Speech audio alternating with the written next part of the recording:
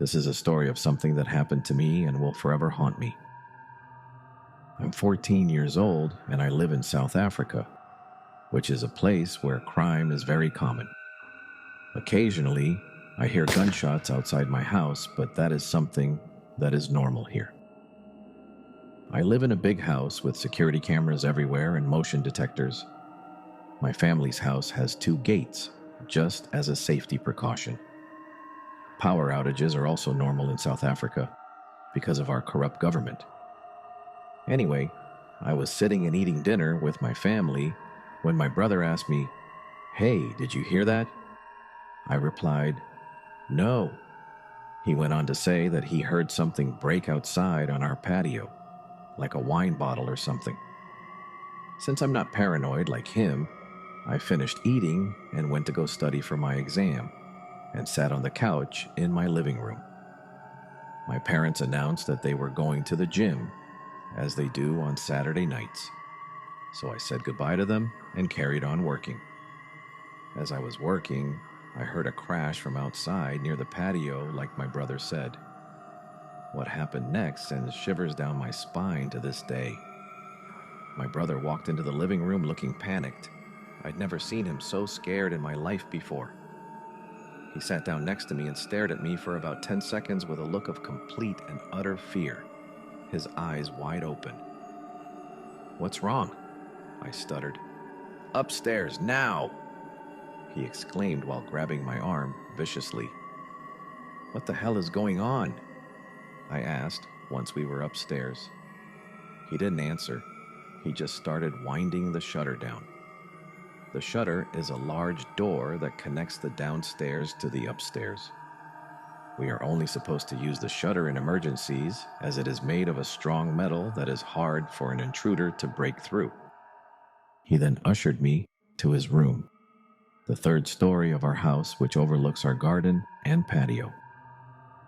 Putting a single finger over his mouth to shush me, he pointed to what looked like the dark figure by our patio. At first, it looked like a long shrub, but as I adjusted and focused my eyes, I had to stop myself from shrieking. The realization made my bones feel like lead and my blood feel colder than ice.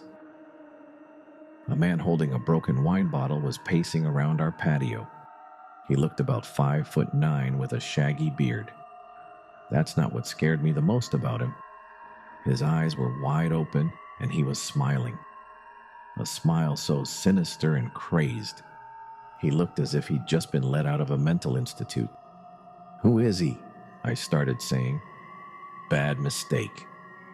The man turned to us and looked directly into my eyes with that same agonizing, crazed look that gave me goosebumps. He then started to run, a slow, staggering run that made him look injured. Towards the door to the inside of the house he went, and I was sure he was coming for us. I was so shaken up, I could hardly breathe, and so was my brother. And without a word, he took my hand and we headed to my room, on the 2nd floor. Since I'm his little sister, he always considered me his responsibility.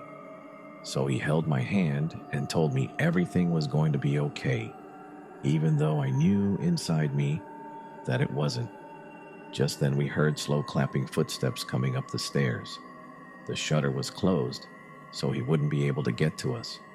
Just then, at just the right time, the power cut, leaving my brother and I in darkness.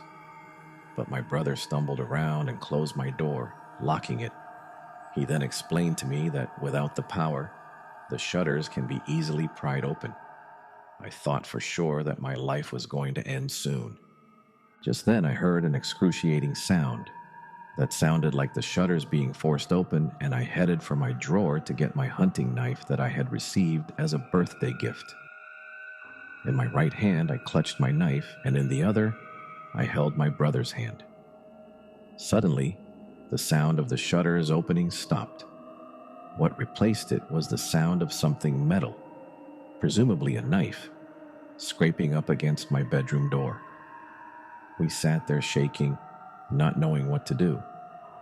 When I asked my brother if he had his phone on him, and he stated that he had already called, 112, which is our 911. But we both knew that the 112 squad would take a long time to come, since here in South Africa, they usually hang out at McDonald's instead of coming for their duties. The scraping at the door continued for what seemed like ages. Seconds felt like minutes, and then my brother made me hide in my cupboard and hand him my hunting knife. With my heart racing and my palms sweating, I heard the sound of police vehicles outside, and my brother used the gate remote to open up for them. They rushed in and captured the man. The police told us the man had been on the run from the local asylum for the past 3 months and had been charged with manslaughter 2 times before he was sent to the local asylum. If my brother hadn't been there to help me, God knows what would have happened to me. I hope the man is recovering and that he is getting all the help he needs. Thanks for hearing my story. I just wanted to share the horror so that you guys can get a feel of how nightmarish that day was. This was by far the scariest thing that's ever happened to me before. Sometimes in my nightmares, I still hear the sound of the knife scraping against my door.